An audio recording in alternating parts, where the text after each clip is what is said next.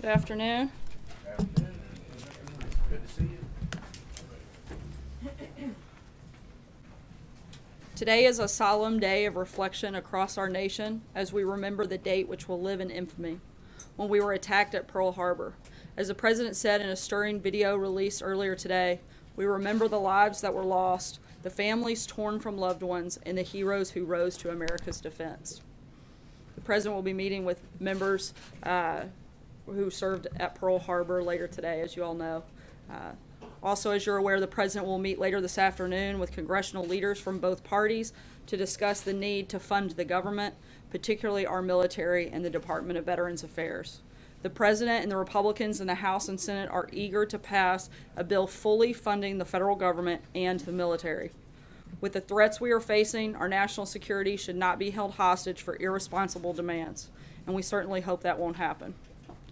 Now, with Christmas season in full swing, I want to shine a spotlight on some of the incredible stories of generosity and love that show what the Christmas spirit and the American spirit are all about. Today, I'd like to start with the story of St. Matthew's Episcopal Church in Wheeling, West Virginia. The story starts over 100 years ago when a young girl tragically died around the Christmas season, and her family donated money to the church in her honor and asked that the money be used for children at Christmas. What they may not have realized at the time was that this act of kindness in the midst of incredible heartache would bless countless children for the next century. To this day, St. Matthew's continues helping children and families during the Christmas season. They usually do it anonymously, but word of their generosity spread through social media this year. At the local Walmart, numerous families will come to pay the bill for Christmas toys they'd put on layaway and be told that there's no need because it's already been paid in full. There will be so many acts of generosity and kindness that go unnoticed this Christmas season, and that's okay. St. Matthew's Church wasn't looking for credit, and neither are so many others, but these stories are important because they remind us what this season is all about, and that's the greatest gift of all, that a Savior was born. And hopefully we can all focus and take time out of our busy schedules to enjoy the Christmas season or however you may celebrate. And with that, I'll take your questions. Thank you, Sarah. I want to ask you about the possible government shutdown and the optimism that the President might have that he can avert a shutdown. And if I could follow up and ask about the California fires and the very latest that the White House has on that. Sure. In terms of the government shutdown, look, we expect a clean CR to pass with Democrat support. That's what we hope will happen. Funding the government, particularly our military, our Veterans Affairs, are always important, but particularly now with so many threats that we face globally, this is certainly an important priority for the administration, and we hope something that will be discussed and agreed to later today. Jennifer? On the fires, I'm sorry. Sorry, on the fires, was there a specific question? Yeah, does is the White House in coordination with the folks out in California in battling that wildfire, is there more money to be made available? Especially for the areas near Los Angeles, which are under siege right now by so many devastating fires. Absolutely. The administration is staying in regular contact. Both FEMA and folks here at the White House are speaking regularly to state and local authorities and making sure that we're ready and able to help when needed and when requested by those authorities. Jennifer? Can you say a little bit about why John Bolton was here at the White House today, and also on taxes? We're a little confused on whether the White House would support a 22% corporate tax rate. You had the White House economist Kevin Hassett talking about saying it would be okay and it wouldn't undermine the economy. And then a few hours later, the legislative affairs director, Mark Short, said something about it needs to be 20. So can you say... Look, our focus has been on getting the lowest corporate rate possible. 15 is better than 20, 20 is better than 22, and 22 is better than what we have. Again, we're going to continue to push, but we're not going to negotiate that from the podium, and we're committed to getting the lowest corporate rate we can. On John Bolton, he is here. He's a friend of the President, somebody who he wanted to visit with, nothing more than that, nothing more than a check-in and a friendly visit. Jonathan? Sarah, Donald Trump Jr. refused to talk about his conversations with the President, citing attorney-client privilege. Would the President release him from any such privilege and allow him to speak to the committee? That's a question you would have to ask his attorneys. We believe that his lawyers had a legitimate reason and basis for not answering those questions, but that's something I would direct you to his attorneys to address more fully. Can you explain to me how it could be attorney-client privilege when neither Donald Trump Jr. nor President Trump are attorneys? Again, that's something that you would have to talk with Don Jr.'s attorneys about. That's not something I'm going to be able to comment from here. Matthew? Thanks, Sarah. Senator Franken today, in announcing his resignation, said, quote, that he's aware that there is some irony in the fact that I'm leaving while a man who has bragged on tape about his history of sexual assault sits in the Oval Office, and a man who has repeatedly preyed on young girls campaigns for the Senate with the full support of his party, end quote. What's the White House response to that? Look, the president addressed the comments back during the campaign. We feel strongly that the people of this country also addressed that when they elected Donald Trump to be president, and I've addressed it several times from here and don't have anything new to add. Can you say anything more broadly about the differences in the way the two parties are handling these accusations of sexual misconduct? I think that some of that would be left to some of the party leadership. I'm not sure if there's a specific question in there on the differences, but John? Thank you, Sarah. Have any of the president's counterparts from around the world contacted the president, contacted the White House to indicate that they too will follow the president's lead in moving their embassy from Tel Aviv to Jerusalem, or acknowledging that Jerusalem is the capital of Israel? I'm not aware of any country's commitment to follow suit in this. Do you expect that to happen? Do you expect that others will follow the president's lead here? I'm not aware of any countries that we anticipate that happening at any point soon. I'm not saying that they aren't, but I'm not aware of them. Jordan? Thanks, Sarah. Last week, the president said that the U.S. would be imposing additional sanctions on North Korea today. Do you have an update on where that stands? Yeah, we expect the Department of Treasury to put out more details on that, hopefully by the end of this week, and we'll keep you guys posted on that front. Jennifer? Thanks, Sarah. What is the president's reaction to some U.S. allies, particularly in Europe, notably the United Kingdom, who have expressed opposition to his action recognizing Jerusalem? And also, does the fact that he kept his promise give him more credibility when negotiating in the Middle East? Certainly, I think one of the abilities to follow through on something you've committed to, as the president has done. But also, let's not forget that this was something that Congress voted on starting back in 1995 and has reaffirmed 10 separate times over the last 20 years. This is something that the president took action on, a very courageous and bold action, and something that, frankly, the members of the United States Congress have voted on many times before. Sarah. Olivia? Thank you, Sarah. Sarah, yesterday you guys put out a statement under the president's name saying that he was directing other officials in the administration to reach out to Saudi Arabia and urge them to immediately allow the flow of humanitarian supplies into Yemen. I have two questions about that. The first is, why isn't the president himself working the phones? And the second is, are there any consequences for Saudi Arabia if they don't immediately allow this flow of goods? My understanding is the president did bring these up on previous conversations, and that I believe there are actions that are taking place for a port to open, and we'll keep you posted as those details become more available. Major? Any consequences? Monday. Sorry? Any consequences for Saudi if they don't do this? As I just said, we have reason to believe that they're moving in that direction for a port to be open. We'll keep you posted. Major? On Monday, when the president became aware that Michael Flynn lied to the FBI, you referred her to John Dowd. Those of us who have tried, John Dowd is not engaging on that. That's a knowable fact in this building. It's not a legal matter, not for the attorney to say. Can you just tell us when the president became aware of that? You know, the attorneys feel differently, and they feel this is a question that should be answered by them, and I'll encourage them again to respond to you, but I'm going to have to refer you back to John Dowd again. Why is it a legal question for them, not about something the president knew and when he knew it? As I said before, John Decker's the only attorney in here. I'm going to listen to the attorneys on this one, and John Dowd hopefully will follow up with you in short order. Mark, sorry, Major, I'm going to keep bouncing because I think you want to take this one. It's real simple. It's very simple. Today, the UN ambassador said it's an open question whether the United States will participate in the Winter Olympics in South Korea. Is it an open question? Is that now in doubt?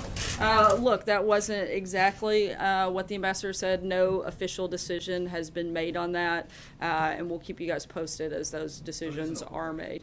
Look, I know that the goal is to do so, but that'll be a decision made closer to time tomorrow. I think that's an interagency process, but I think ultimately the president would certainly weigh in. But again, that's something that he would take into account, probably a number of the stakeholders that would be involved. Absolutely, if we felt there was an issue, that would come up. I just have two government funding questions. First, does he want S-chip reauthorized? I haven't had that specific conversation with them, but I do know that we want to fully fund the government. Beyond that, I'm not going to get into any more details before their meeting today. Okay. The bipartisan leadership is coming up in a much different atmosphere than the last meeting where he tweeted about how he didn't think a deal was possible because the Democrats were so bad on illegal immigrants pouring over the border. I'm wondering, has the president changed his mind about that?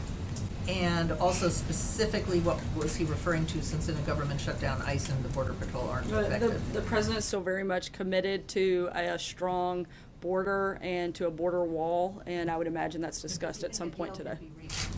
I think we all hope a deal can be reached. We hope that the Democrats will be willing to put aside partisan politics and focus on fully funding the government. Josh. On the Hill today, Chris Wray praised the FBI and said it was, the finest law enforcement force in the world. The president said, it's in tatters and it's at its worst place in history. Can you explain that discrepancy? Look, we don't think that there is a discrepancy. We agree with Chris Wray that FBI field agents are appreciated and respected. The president's issues are with the political leaders in the FBI under former Director Comey, particularly those that played politics with the Hillary Clinton email probe, and we don't see a discrepancy beyond that. When he undermines... Sorry, I'm going to hop around because that's we're one tied question. on time. He undermines the FBI and says it's in tatters. Does the White House fear that, that could create ramifications, that people won't trust law enforcement, that people will say, no, and again, why should we interact with the FBI when it's in tatters? No, and again, the president's referring to the political leaders at the FBI, particularly those that were involved in the Hillary Clinton probe. Blake. Thank you. Two quick ones about government shutdown. Chuck Schumer on the Senate floor said today of the president, his party controls the Senate, the House, and the presidency, speaking of Republicans rather, and he said a shutdown would fall on his shoulders. How is that not just a reflection, an accurate reflection of the political realities that Republicans control Washington at this point? Look, they may control Washington, but this still takes some Democrats to be engaged in the process, and we hope, frankly, that Democrats will play by the Schumer rule and not hold this bill hostage by playing partisan politics, and that they'll come to the table, help fund our defense department, help fund our military, help fund Veterans Affairs. John? Want a clean CR. At some point, though, DACA is going to have to be brought up, or potentially be brought up. Is the White House willing to mix at one point a DACA fix with government spending, and if so, when would that be the case? The president said that with DACA, he wants to make sure that we have responsible immigration reform, including a border wall and other things that we've laid out in those priorities and those principles, and that's something that would have to be part of that discussion. John? Yeah, thank you, Sarah. From that podium, Secretary Mnuchin and Gary Cohn both assured us that when a final tax reform bill is passed, the alternate minimum tax would disappear immediately. Now, of course, recent statements by the president, as the conference is about to begin, indicate it might not completely disappear, and if not immediately, certainly. Is the administration still committed to ending the AMT right away? Look, I don't think our position has changed on that front at all, but at the same time, look, the conferees were just named. We want to let this thing work through its process. We've laid out our principles. We're very committed to those and making sure that the bill and the final piece of legislation delivers on that. Charlie? A lot of attention on sexual misconduct and harassment by members of Congress. Is the president confident that Congress and its leaders can police and investigate themselves on this issue? I think that we have no reason at this point to see otherwise, and hopefully that process will move forward. Hallie? Sarah, I want to answer one question, but I need to clarify something that you said from the podium here on taxes. You said, I think to Matt on Tuesday, that as long as his taxes are under audit, he's not going to release them. His 2016 taxes, to our knowledge, are not under audit, unless they are. Can you explain? My understanding, and I will double check, but the president's taxes, no matter who the president is, actually immediately go under audit after being filed. So that's actually inaccurate. Back to us but on I'll that. double check to be 100% So my question sure. more broadly is on this moment that we find ourselves in. Frankly, of a national reckoning when it comes to sexual harassment. And so, in a broad 30,000-foot way, does the president believe that he has a credible role in leading this conversation? And can you speak to the specific steps this White House has taken to make sure the women who work here feel like they are in a comfortable environment to talk about these things? I mean, I think that the president treats, certainly as a woman myself, I've never felt anything but treated with the highest level of respect and been empowered to do my job. And I think that that's what I've seen the president do day in and day out since we've been here and during the campaign. And so I think that's a pretty good start and a pretty good example on that front. Places are having sessions, they're having seminars. Are you guys doing that here? Are you talking about in recent days what people in this work environment can do? Are you taking There are certainly White House policies that we are reminded of, and I think all of us expect each person to live up and to meet those policies and to not cross a line that is not only not legal but not appropriate or not ethical. Kristen. To follow up, we've seen Democrats forcefully call for John Conyers' resignation, now Franken's resignation, which happened today. Do Republicans and does this president risk losing their moral authority on this issue, which is a huge issue right now, by endorsing a candidate like Roy Moore, which has now been backed by the RNC as well? Look, I've addressed this in depth. We think that the allegations are troubling and that ultimately this is something that the people of Alabama should decide. Steve? Why not call for him to drop out of the race or a write-in candidate? Was the Sarah, is the president failing to lead at this Hey, critical Kristen, moment? I'm going to move around here. But just a quick follow. Is he failing to lead on this issue? Was the president's proclamation on Jerusalem delayed because of concerns expressed by the secretaries of defense and state about security, that they wanted to get adequate security in place for U.S. embassies around the world? We wanted to make sure that we had a thoughtful and responsible process, and that the decision and the components of that decision went through the full interagency process. And once that was completed, the president moved forward and took action. Steve? The Palestinians are under the impression that the president pulled out of the peace process yesterday based on the Jerusalem decision. How do you correct that, or did he do that? No. In fact, in the president's remarks, he said that we are as committed to the peace process as ever, and we want to continue to push forward in those conversations and those discussions. And hopefully, the ultimate goal, I think, of all those parties is to reach a peace deal, and that's something that the United States is very much committed to. We'll take one more. David? Sarah, thank you. Given the recent revelations that at least one prosecutor on Robert Mueller's team was sending anti-Trump texts to another DOJ lawyer, and given the revelation that yet another one was congratulating Sally Yates for refusing to uphold and defend the president's travel ban, Chairman Goodlatte at the hearing this morning said that even the appearance of impropriety would devastate the FBI's reputation. So the question is, does the White House believe that the fix was in, that Robert Mueller's probe was biased from the beginning? Look, we are fully cooperating through this process. We're going to continue to do so. As I said a few minutes ago, we certainly felt like some of the political leadership at the FBI was problematic. We're glad that Director Wray is there. We feel like he's going to clean up some of the messes left behind by his predecessor, and we look forward to this concluding soon and showing what we've been saying all along, that there was nothing to see here and certainly no collusion. The president's got an event here in a couple minutes. Just a couple of last-minute notes. The president's got a event here with members of the Pearl Harbor survivors, and then we'll also have a pool spray at the top of the congressional meeting this afternoon at 3 o'clock. So we'll see you guys shortly. Thanks. Frankly, pretty ridiculous questions. The president's throat was dry, nothing more than that. He does have a physical scheduled for the first part of next year. The full physical that most presidents go through, that'll take place at Walter Reed, and those records will be released by the doctor following that taking place. Thanks so much, guys. Timing on that?